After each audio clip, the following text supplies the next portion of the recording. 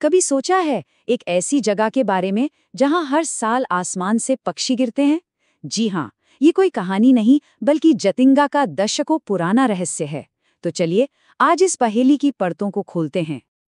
अब सवाल ये उठता है जो सुनने में जितना सीधा लगता है उतना ही हैरान करने वाला है। आखिर क्यों हर साल एक खास मौसम में पक्षियों के झुंड आसमान से सीधे जमीन पर आ गिरते हैं? ये कोई मामूली घटना तो बिल्कुल नहीं है और इसका जवाब भी उतना ही चौंकाने वाला है। तो ये कहानी हमें ले चलती है असम के एक छोटे से शांत से गांव में जिसका नाम है जतिंगा। ऊपर से देखने में तो ये एक आम गांव जैसा ही है, पर यहाँ हर साल कुछ ऐसा होता है जो बेहद अजीब और परेशान करने वाला है। जरा सोचिए, रात का अंधेरा, चारों तरफ घना कोहरा और फिर अचानक आसमान से पक्षियों की बारिश होने लगती है। सुनने में ये किसी डरावनी फिल्म का सीन लगता है, लेकिन जतिंगा में ये एक हकीकत है। और पता है सबसे अजीब बात क्या है? ये कोई एक दो बार होने वाली घटना नहीं है, ये हर साल होता है, बिल्कुल एक तय समय पर। सितंबर से लेकर नवंबर के बीच जब मॉनसून जा रहा होता है तो जतिंगा जैसे इस अजीबोगरीब घटना के लिए तैयार हो जाता है। तो होता क्या है असल में? पक्षी जो हैं वो एकदम से अपना रास्ता भटक जाते हैं, बेतहाशा नीचे की तरफ उड़ने लगते हैं और सीधे पेड़ों, घरों और जमीन से जा टकराते हैं। और ये सब कुछ होता है सिर्फ और सिर्फ अंधेरी और घनी कोहरे वाली रातों में। अब देखिए, जब कोई ऐसी अजीब घटना होती है ना जिसका कोई सीधा साधा जवाब समझ नहीं आता, तो लोग क्या करते हैं? वो अपने हिसाब से जवाब ढूंढते हैं। जतिंगा के लोगों ने भी बिल्कुल ऐसा ही किया और बस यहीं से जन्म हुआ कई मिथकों का। बहुत लंबे समय तक गांव वालों का यही मानना था कि ये सब बुरी आत्माओं का काम है, कि कोई श्राप है जो इन बेजुबान पक्षियों को आसमान से नीचे खींच लाता है। ये एक ऐसा डर था जो पीढ़ियों तक उनकी सच्चाई बना रहा। लेकिन फिर जैसा कि हमेशा होता है, वक्त बदला और जहां अंधविश्वास था ना, वहां धीरे धीरे साइंटिफिक सोच ने अपनी जगह बनानी शुरू की। कुछ लोगों ने सोचना शुरू किया कि शायद भूतों और श्राप के अलावा भी कोई वजह हो सकती है।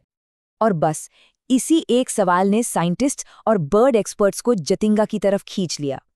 उनका मकसद एक ही था, इस रहस्य से पर्दा उठाना और इन कहानियों से आगे बढ़कर एक ठोस साइंटिफिक वजह खोज निकालना।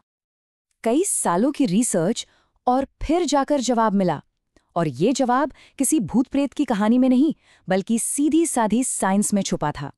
वजह थी डिसोरिएंटेशन, यानी दिशाभ्रम। पर यह होता कैसे है?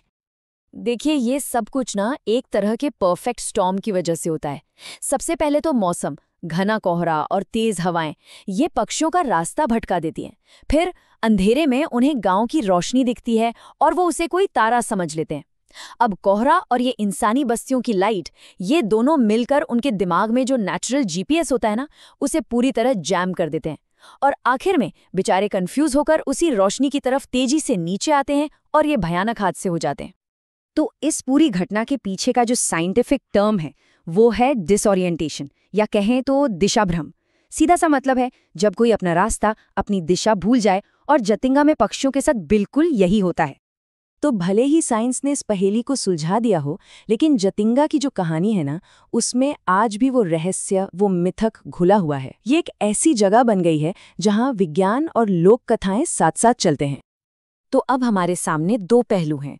एक तरफ गांव की पुरानी कहानी है जो इसे पक्षियों की आत्महत्या या किसी श्राप का नतीजा मानती है, और दूसरी तरफ है विज्ञान जो साफ साफ कहता है कि ये सिर्फ कोहरे, हवा और रोशनी से पैदा हुआ एक दुखद हादसा है। लेकिन सबसे दिलचस्प बात जानते हैं क्या है? इतनी साइंटिफिक एक्सप्लेनेशन के बाद भी आज भी दुनिया जतिंगा को उसी रहस्यमयी पक्षी आत्महत्या वाली जगह के नाम से ही जानती है। लगता है कभी कभी कहानियां हकीकत से ज्यादा ताकतवर हो जाती हैं। और ये बात हमें एक बड़े सवाल पर छोड़ जाती है कि दुनिया में जतिंगा जैसे और न जाने कितने रहस्य हैं जहां पुरानी कहानियां आज भी विज्ञान के जवाब का इंतजार कर रही हैं। सोचने वाली बात है ना?